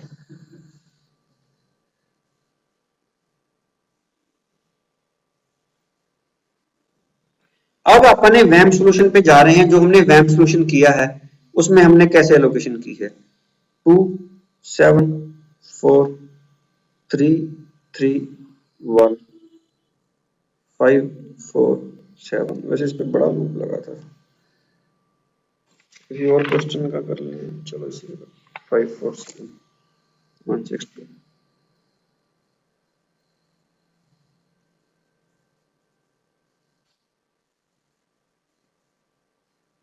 50 10 80 90 30 एंड 120। ये था अपना टोटल 80 100 200 60 80 90 और 150। ये अपन ने अब वैम्प से सॉल्यूशन किया है। अब एक बार और क्या किया है वो भूल जाते हैं। वैम्प से सॉल्यूशन किया है, अब हम इस पे ऑप्टिमल टेस्ट लगाने हैं। अब ऑप्टिमल टेस्ट की फर्स्ट कंडीशन देखनी है कि वैम्प से किया है तो ये अपने पहले ही कर लिया होगा। पहले तो फिर भी इसको चेक करते हैं कि सॉल्यूशन बैलेंस है, दोनों तरफ से 380 है और कितनी रो है 3, कॉलम कितने हैं 4, 3 और 4 7 -1 6। देखो क्या अपनी 6 वैल्यू एलोकेट है, 1 2 3 4 5 6 एलोकेटेड है। इट मींस हम अब इस पे ऑप्टिमल टेस्ट कर सकते हैं। अब ऑप्टिमल टेस्ट कैसे है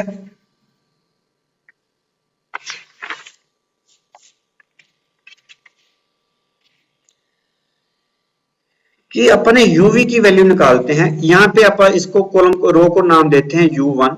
ये इसी को वहां पर यू ऐसे जो ऊपर से डाउन देना उसको U1 U2 और U3। V1, V2, V3 and अब किसी भी एक सेल को जीरो मानते हैं। किस सेल को जीरो मानेंगे हम? जिसमें हाईएस्ट वैल्यू दी हुई है उसको किसी को भी जीरो मान लो, क्योंकि उसकी बेस पे हमने बाकी हाईएस्ट वैल्यू मतलब नंबर ऑफ वैल्यू। अब इस रो में बात करते हैं, आपने इसमें से एक को जीरो मानना है, इसमें से एक को जीरो मानना है। किसको जीरो मानेंगे? जिसमें ज्यादा सेल एलोकेट होंगे, क्योंकि उसके बेस में हमने बाकी वैल्यू निकालनी है। अब इसमें कितने? दो, इसमें दो, इसमें दो, तीनों में दो है। तो अगर इसमें किसी में एक होते, किसी में तीन होते, अगर इसमें तीन होते तो हम इसको जीरो मान लेते। अब तीनों में दो है तो अब किसी को भी जीरो मान लो, तो हम फर्स्ट को जीरो मान लेते हैं। u1 is equal to zero. हाँ, जीरो कोई मानना है, v को नहीं मानना। u1 को हमें जीरो मानना है, तो जीरो किसको मानना है? जिसमें ज्यादा एलोकेट सेल आपके। अब इसको जीरो मान दिया। अब देखो, this plus this is equal to this. समझे? This plus this is equal to this. अब इसको इसकी वैल्यू कितनी आएगी? नोट दिस, पोस्ट v की वैल्यू कितनी आ जाएगी?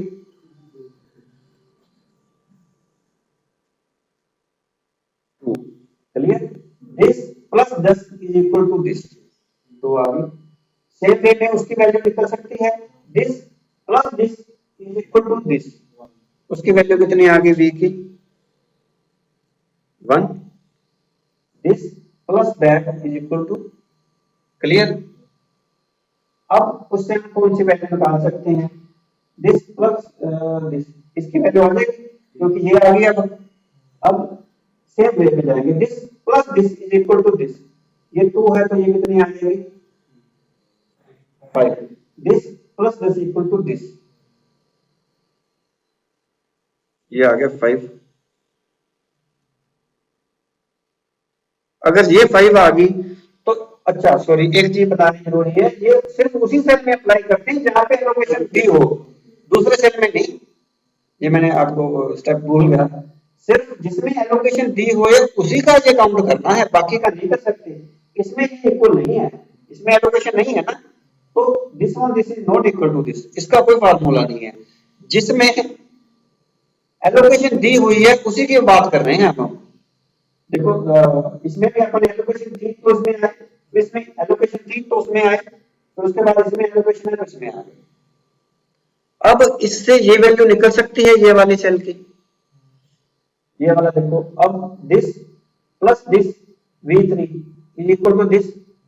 अब ये 4 है तो उसका मतलब v3 की वैल्यू क्या आ जाएगी? -1।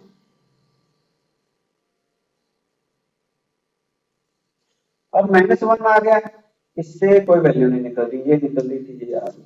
अब ये कहां से निकलेगी? ये निकल जाएगी इससे। एलोकेट है ना सर, ऊपर वैल्यू आ गई इसकी 1। 1 this plus this is equal to 2, u3 1 आ गया।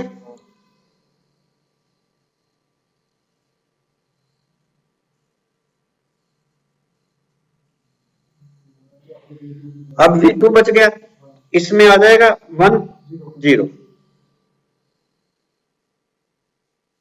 क्लियर हो गया? अब हमने u और v की वैल्यू निकाल ली है।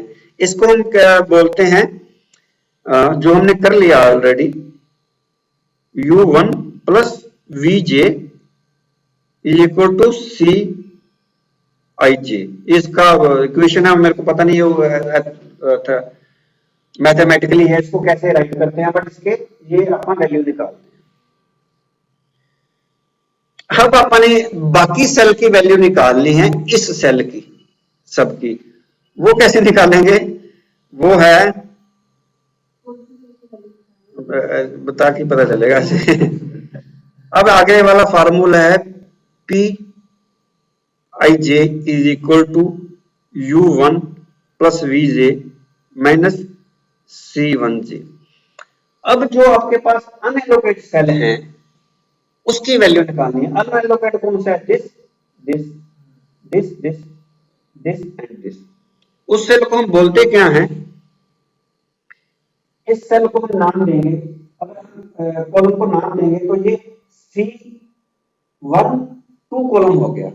सी मतलब सेल का नाम, ये सेल को अगर हम देंगे तो ऐसे ही करते हैं ना, अगर एक्सेल में जाते हैं सी रो 1 कॉलम सेकंड, तो ये C12 कॉलम हो गया, ये C11 कॉलम है, ये C12 है, ये C13 है, ये C14 है, ये फिर C21 है।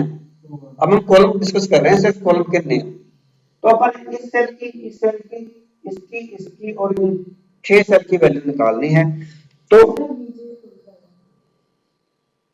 वीजे वही हो गए, इसके जो सारे सेल वी वाले हैं जो वीजे हो गया, ये यू वाले ये कैसे जाएंगे तो ये यू हो गए।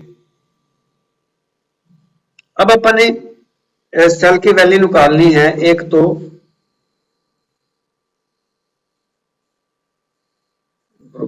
यही होगा, अपने को छोटा करके लिखना पड़ेगा फिर आएगा।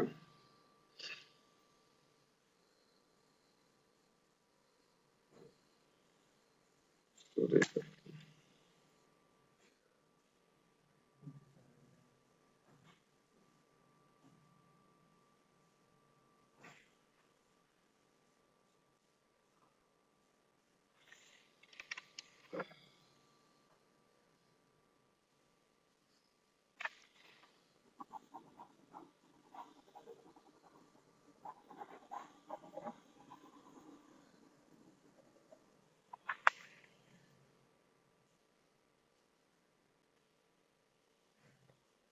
देखो, अब अपन ने कौन से सेल की वैल्यू निकालनी है, फर्स्ट तो कॉलम 1 2, ये वाला हो गया कॉलम, मतलब जिसमें एलोकेट सेल नहीं है, एलोकेशन नहीं है, अब हम उस सेल की वैल्यू निकालते हैं।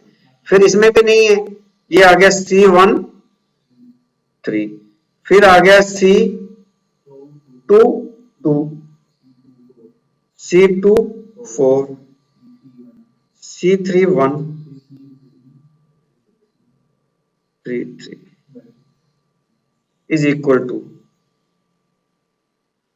अब कॉलम ये अपना फॉर्मूला लगा था इस पे, P1J is equal to U1 plus VJ minus CIJ। नहीं, ऐसे ही देखने में लगता है सिंपल है। C12 इस कॉलम में वैल्यू कितनी आनी है, अब इस कॉलम की बात कर रहे हैं ना, this plus this minus this, बस। अब हमने इस सेल की वैल्यू कहाँ आनी है ना, this plus this minus this, ये हो गया 0 प्लस 0 माइनस 3। अब कई जगह ये उल्टा भी करते हैं, वैल्यू सेम ही आएगा, इसमें से दोनों लेस कर दें तो भी, या कंफ्यूज नहीं होते, यही समझो आप, this plus this minus this, ये कितनी आ गई वैल्यू, -3।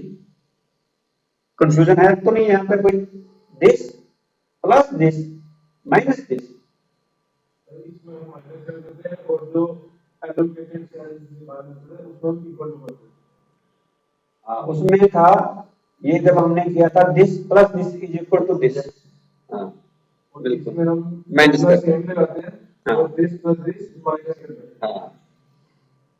ठीक है, -3 आ गया। अब आगे वाला सेल, आगे वाला सेल इसकी वैल्यू निकालनी है C13 की, this plus this minus this, ये कितना आएगा, ये है 0 -5 है ऊपर, -5 -6। आगे वाला C2, ये वाला सेल 5 प्लस 0 -3, 5, मैंने 5 का 2 का -1 कैसे निकाल रखा है,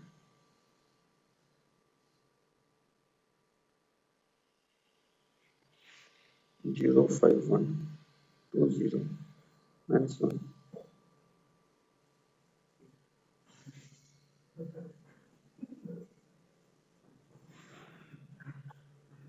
चलो, यहाँ पे C22 में क्या आया अपना, 5 प्लस 0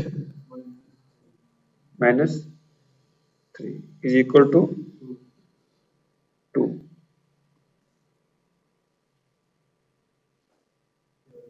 फिर आ गया C24 में, C24 का ये आ गया 5,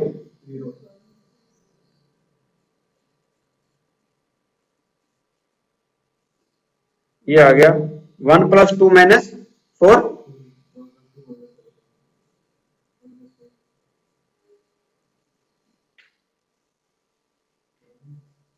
1 + 1 - 2 ना, सॉरी, हाँ ठीक है, यहाँ पे आ गया 1 - 1 - 7, 1 -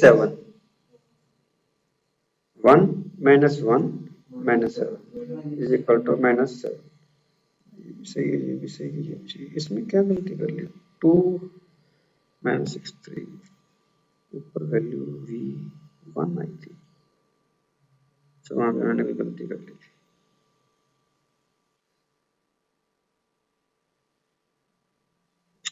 चलो, यहां तक क्लैरिटी है।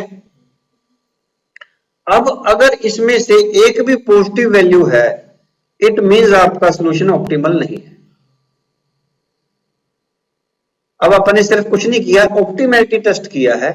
अगर इसमें से एक भी वैल्यू पॉजिटिव है तो आपका सॉल्यूशन ऑप्टिमल नहीं है। अब देखो, सॉल्यूशन में या अलग अलग कहां पे जाओगे, उसमें दो तरह के करते हैं। अब हमने this plus this minus this किया है। अगर हम दिस माइनस दिस प्लस करते हुए सारी वैल्यू उल्टी आती, फिर उसमें आप ऑप्टिमल कहते हैं कि अगर एक भी वैल्यू नेगेटिव है तो सॉल्यूशन ऑप्टिमल नहीं है। क्लियर है, इसमें तो कोई कंफ्यूजन नहीं है ना। अब अपन ने वो प्लस माइनस किया है तो उसी फार्मूले, एक ही फार्मूले से अब चलना। तो इट मींस अगर एक भी वैल्यू पॉजिटिव है तो सॉल्यूशन ऑप्टिमल नहीं है। अब अपन ने हाईएस्ट ऑप्टिमल सेल पकड़ना है, highest value cell, highest positive cell पकड़ना है। इसमें तो सिर्फ एक ही है, 2। अगर यहाँ पे ऐसा भी हो सकता कि दो पॉजिटिव हो, 2 और 7, 2 5 और 5, तो उसमें से जो हाईएस्ट होता वो पकड़ लेते। तो ये सेल पकड़ लें 2।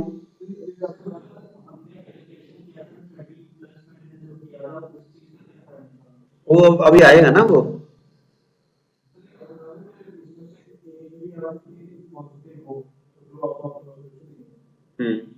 तो 100 ज्यादा तो हो सकते हैं। कई बार आप क्वेश्चन करोगे 4 पॉजिटिव आ जाए, मान लो, या 3 पॉजिटिव आ जाए। आपने एंड तक ये ऑप्टिमैलिटी टेस्ट लगाना है जब तक सारे 0 या नेगेटिव ना आ जाएं। इट मींस कोई भी पॉजिटिव नहीं चाहिए। 2 पॉजिटिव तो हो सकते हैं। अगर 2 पॉजिटिव आ गए तो फिर अब आप आगे कौन सा सेल पकड़ना है जिसकी वैल्यू हाईएस्ट होगी। अब एक ही है तो यही पकड़ लेते हैं सेल। अब ये कौन सा सेल है, C22, सी दिस सेल, ये है ना। अब हम इस पे लूप लगाएंगे। जो हमने लूप सीखा है, पहले तो अपन आर्बिट्रेटर यहाँ पे लूप लगा दिया था, अब हम यहाँ पे लूप लगाएंगे। अब यहाँ पे लूप कैसे लगेगा, इधर से इधर जाओ, फिर कहाँ जाओगे, नहीं जा सकते। इधर से इधर जाएंगे, फिर ऊपर जा सकते हैं, फिर इधर जाएंगे, फिर इधर जाएंगे, फिर इधर से घूम के वापस आ जाएंगे। और ऑप्शन नहीं बची ना। देखो, इधर जाएंगे तो कहीं जा ही नहीं सकते, इसका मतलब इधर भी जा सकते हैं, इधर भी अच्छा ऐसे जा सकते हैं। ऐसे नीचे जाके, ऐसे जाके ऊपर जाओ, फिर एक किलो बनाएंगे, फिर ऐसे जाके, ऐसे जाके।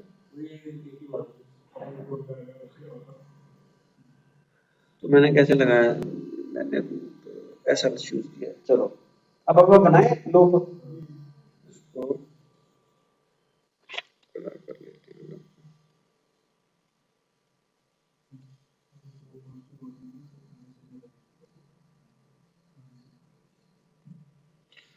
अब इसमें से लूप ले लिए हैं ना, नीचे आए। अब इससे किधर जा रहे हैं, 120 की तरफ।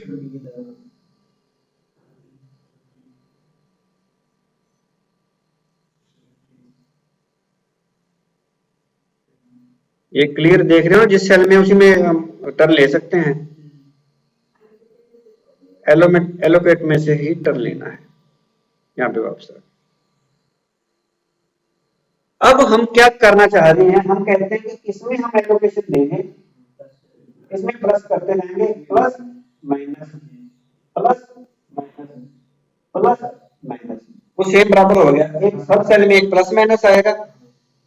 तो इसमें हमने किया प्लस, इसमें किया माइनस, इसमें किया प्लस, इसमें किया माइनस, इसमें किया प्लस और इसमें किया माइनस। अब माइनस की लीस्ट वैल्यू, माइनस ये है और ये है और वो है, तो इसकी लिस्ट वैल्यू ये है, ये माइनस में से ऐड लेस कर देंगे और उसमें हम ऐड कर देंगे। अब हम आपके नया मैट्रिक्स बनाएंगे, उसमें फिर हम ऑप्टिमल लगाएंगे। कैसे? हाँ, फिर देखेंगे कि वो हुआ या नहीं हुआ। अब सेल बनेगा कैसे? चलो पहले सेल बनाते हैं।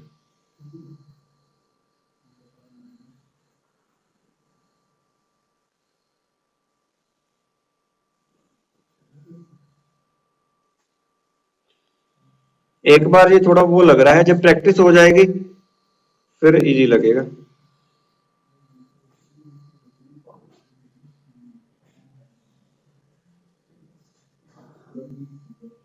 नहीं, एग्जाम में जब आता है इतना अच्छा आता है कि आपको एक ही ऑप्टिमल टेस्ट लगाना पड़ता है, उसमें सोल्यूशन ऑप्टिमल हो जाता है, मतलब इस स्टेज में आ जाता है। पर जे क्वेश्चन बाय चांस है, इसमें पापा करेंगे अभी ऑप्टिमल नहीं आएगा, उसके बाद फिर ऑप्टिमलिटी टेस्ट करेंगे। चलो पहले तो हम ये देखें, देखो इसमें रो में कितने आ रहे हैं, इसमें हम 10 की कर रहे हैं ना, 50 ये हो गया। रो वाइज चलते हैं, 60 0, ये 0 हो गया सेल आपका। अब ये ध्यान देख के जाना, 60 और यहाँ पे दोनों में एलोकेशन 0 होगी, ये चलेगी माइनस, इसमें प्लस आ गया कितना 10, ये 80 में से 70, 10 और 70, 10 70, फिर इसमें कुछ नहीं हुआ, ये 90 एज इट इज रह जाएगा।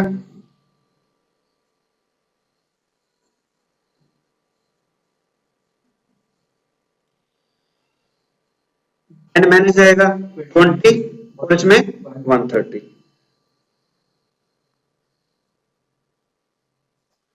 और आपका ये जो सम है ये इक्वल ही रहेगा सब कुछ, क्यों? हमने एक में से, एक रो में से लेस किया है, दूसरे से कॉलम में ऐड किया, तो आपकी ये टोटल एलोकेशन सेम ही रहेगी। तो अपनी कॉस्ट कितनी थी 274, वो तो वही है 331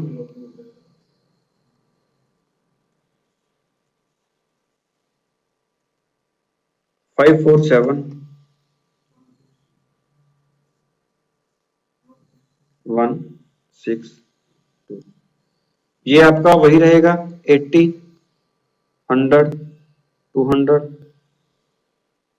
60 80 90 एंड 150। अब आप क्या करेंगे, फिर यूवी वैल्यू निकालेंगे। अब 2 2 है, किसी को भी मान लें, U1 U2 U3 V1 V2 V3 और V4, इसको 0 मान लें। This plus this is equal to this, ये कितना आ जाएगा 2, this plus this is equal to this 1।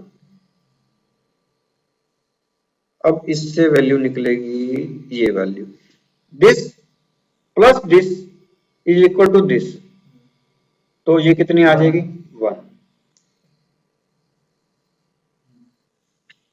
अब इससे निकल जाएगी ये value, this plus this is equal to this 0, इससे निकल जाएगी ये value, this plus this is equal to 3, U2 आ गया 3, और इससे निकल जाएगी ये value, this plus this is equal to this ना 1, 2010 सही है कि कहाँ पहुंचे हैं। तो ये वैल्यू अलग अलग क्यों आ रही है? चलो, और पहले मैंने सिलेक्शन किया उसकी और वैल्यू आ रही थी 2011 कैसे स्टार्ट किया यहाँ से u1 इज इक्वल टू 0 मान के,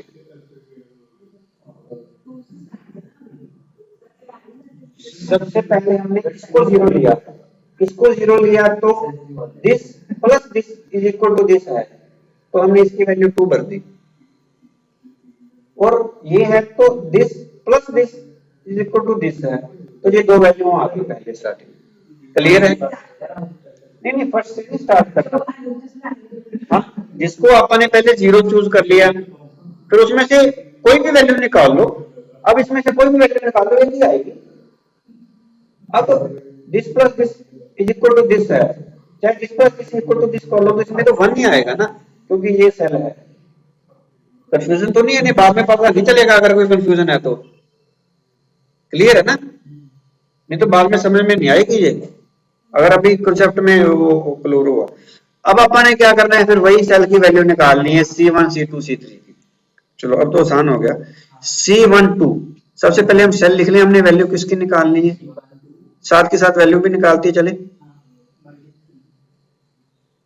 0 plus 0 minus 3, 0 plus 0 minus 3 is equal to minus 3। फिर आ गया सेल आपका ये C13 is equal to 0 plus 1 minus 5, 0 plus 1 minus 5 is equal to minus 4। फिर है सेल आपका C21, 3 प्लस 2 माइनस 7,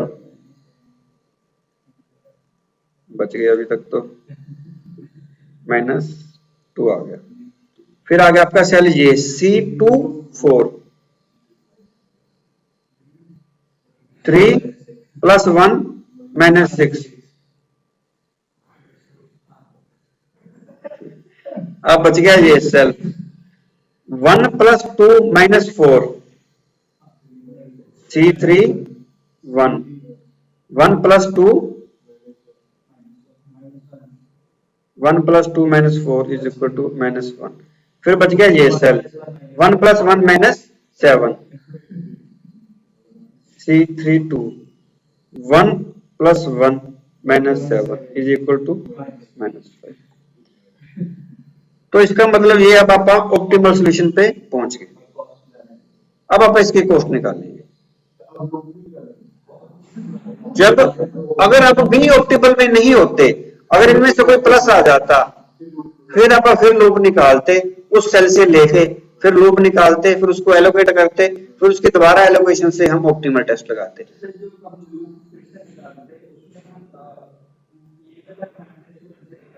डेफिनेटली वो मैट्रिक्स तो खत्म हो गया ना, उसको तो हमने खत्म कर दिया, अब तो इसी मैट्रिक्स पे लूप लगाएंगे। अब कॉस्ट निकाल लो,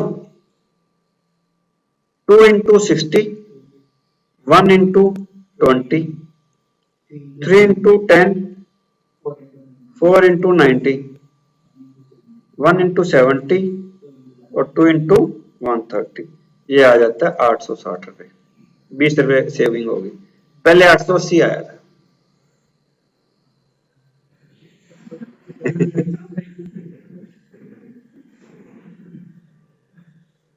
हमने अपने सम तो शुरू नहीं किया है, ये एग्जाम्पल में सारा ये आंसर है। अब आप ऑप्टिमल सॉल्यूशन में आ गए, अब कोई भी 860 से कम कॉस्टिंग नहीं निकाल सकता इसकी।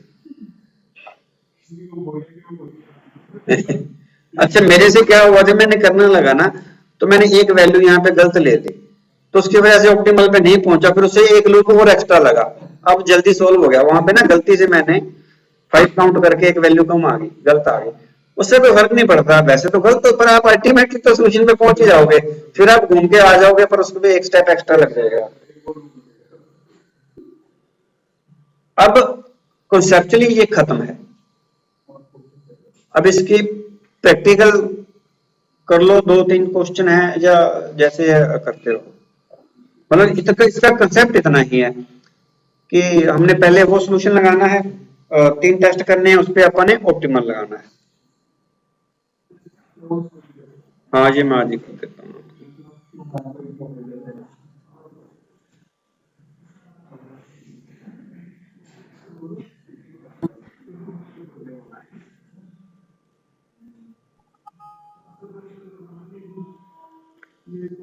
अब ये बताओ